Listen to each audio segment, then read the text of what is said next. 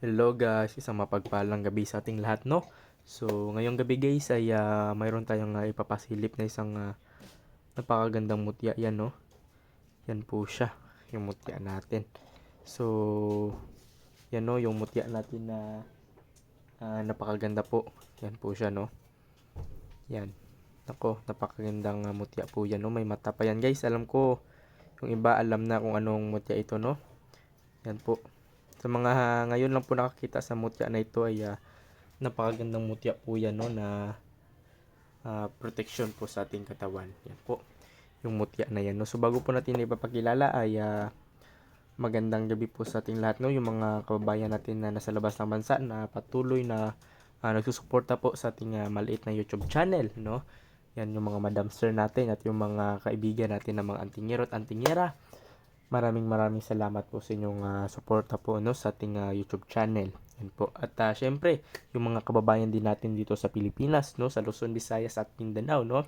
At sana manalangin tayo palagi, no, sa ating Panginoon dahil hindi natin alam, no, kung kailan yung mga sakuna na darating sa ating buhay. Kanina nga lang guys, no, ay lumindol na naman dito sa amin, no, sa General Santos City. Sobrang lakas guys, no. Kaya mag-ingat po tayo. Yan po, no. Kaya huwag kalimutan na magdasal palagi sa ating Panginoon, no, dahil hindi natin alam kung kailan tayo kukunin, no, at kailan na gugunaw ang mundo natin. Mas mainam na magpatawad tayo, no, sa mga tao at makipagkumbaba po, no. Huwag tayong makipagkumpetensya sa ibang tao at huwag taasan ng pride, no. Yan po kapag kasama natin ang Diyos. Yan po, no. So yun guys, huwag natin patagalin pa, no. Alam ko yung iba excited na pong makilala yung mga mutya na yan, no. So yan po, no. Dito muna tayo. Yan. Yung tubig na yan guys, no, ay galing po sa ulan, no. Yan po. Yan po yung mutya po ng linta, yung personal kong gamit guys, no, yung sinabi ko, no, na napakatagal na sa akin. Yan po, ito'y tago sa ilaw guys, no, yung mutya na yan.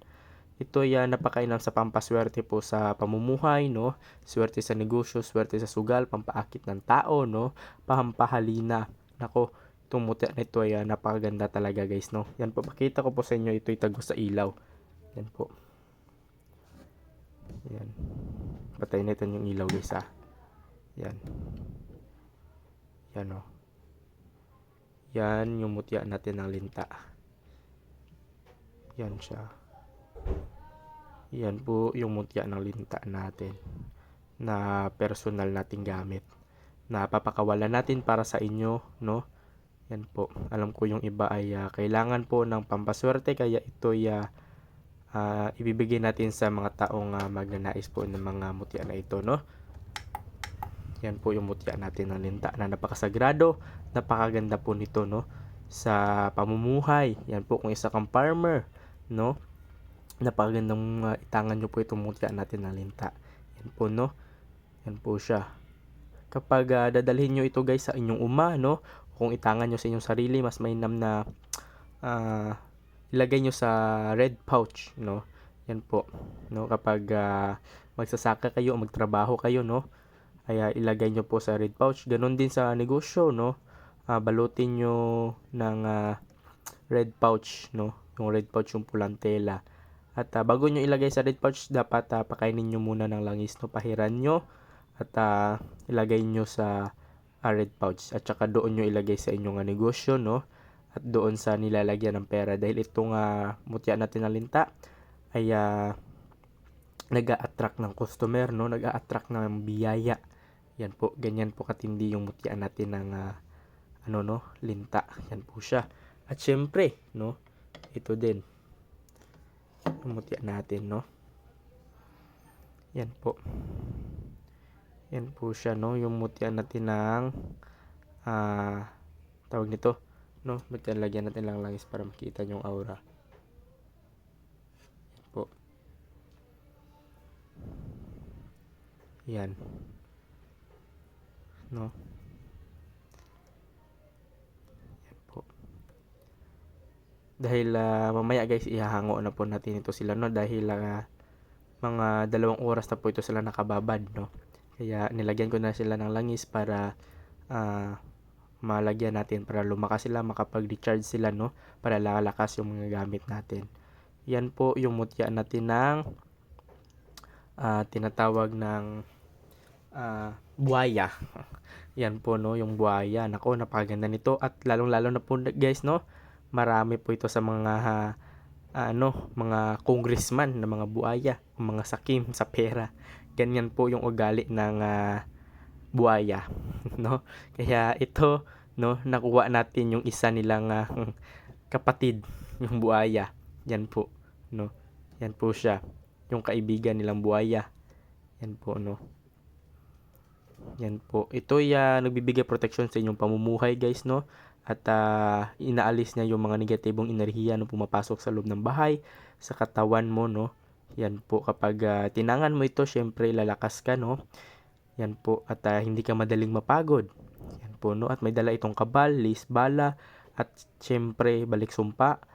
Yan po, no? Kulam, barang, tigalpat, palipad, hangin. Yan po. Kung ano man yung mga balak sa mga tao sa inyo, guys, ay babalik sa kanila, no? At hindi nila itutuloy kapag itong tinangan mo. Yan po siya, no? Yung mutya natin ng tawag nito? Yung buhaya. Yan, no? Mutya yan ng buhaya na napakaganda, no? Dito natin nilagay kasi nakapag naman sila, no? Yan po. Ito papahiran din natin ng langis. Yan po, no. Lagyan muna natin dito. Yan po, no. Lagyan natin ng langis.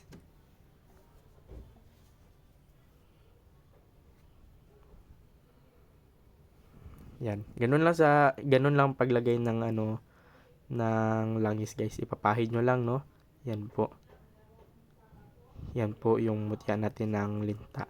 Yan po, no. Kung sakaling magustuhan nyo yan, guys, no.